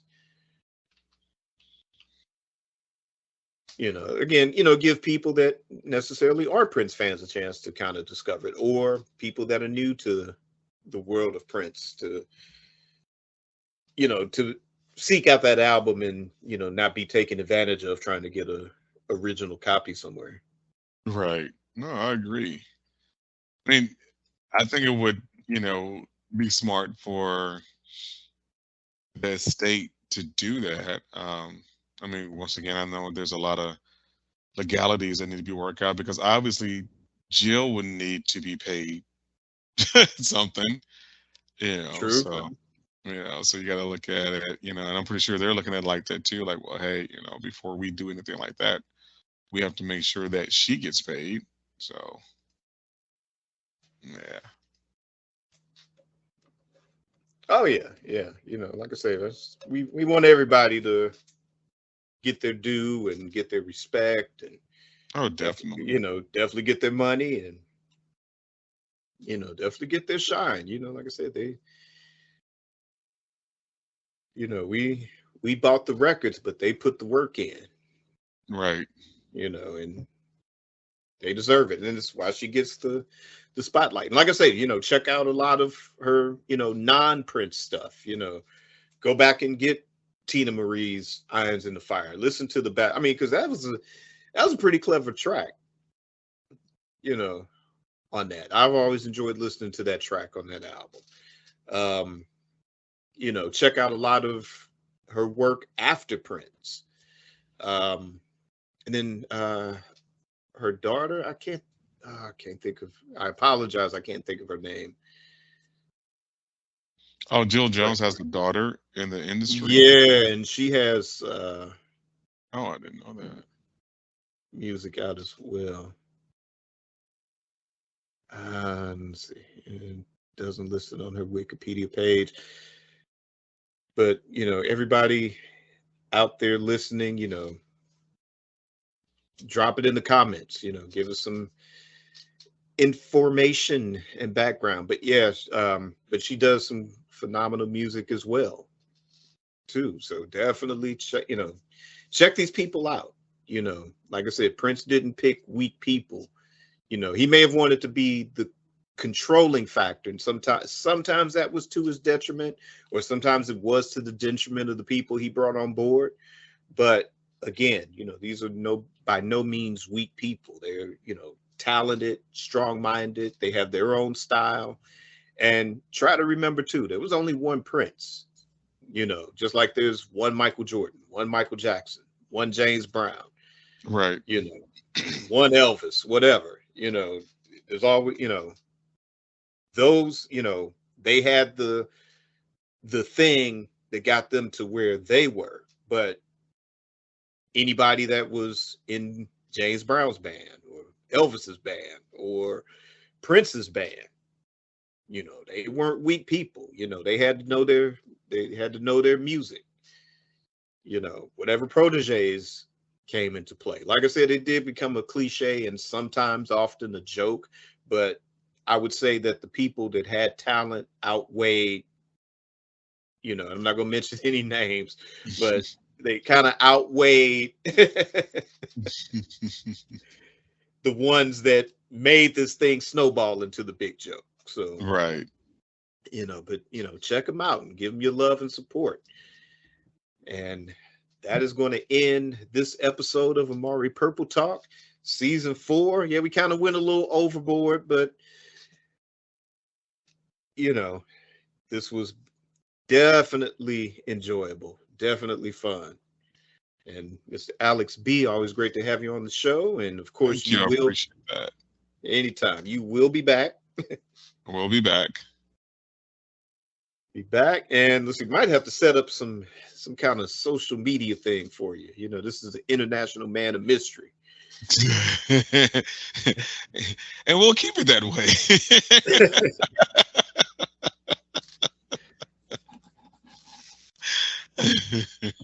Yeah. So we did kind of go a little long. So we were going to do Twitter questions today, but we will actually, I might hold that thought, but we'll definitely have Twitter questions next episode.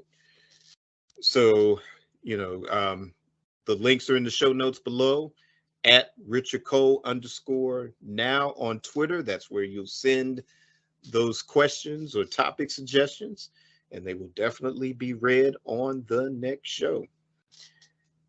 And until then, create your day and create your life. Peace. Peace.